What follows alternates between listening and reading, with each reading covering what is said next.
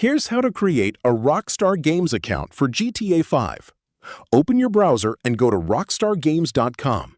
Click the profile icon in the top right corner and select Sign Up. Enter your date of birth to verify your age. Then read and accept the terms and conditions and click Next. Fill in your email address, create a password, and choose a Rockstar Games nickname. Select your country from the drop-down and choose whether you want to receive news and promotional messages. Click Next. Rockstar will send a verification code to your email.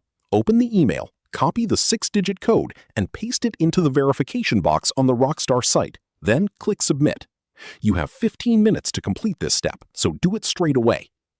Once verified, you will be taken to your profile settings where you can set your profile visibility, feed activity, and game stats privacy preferences. Go through each option, then scroll down and click Continue. Your account is now created and you will be automatically logged in. If this helped you out, hit that subscribe button for more straight-to-the-point tutorials on step-by-click.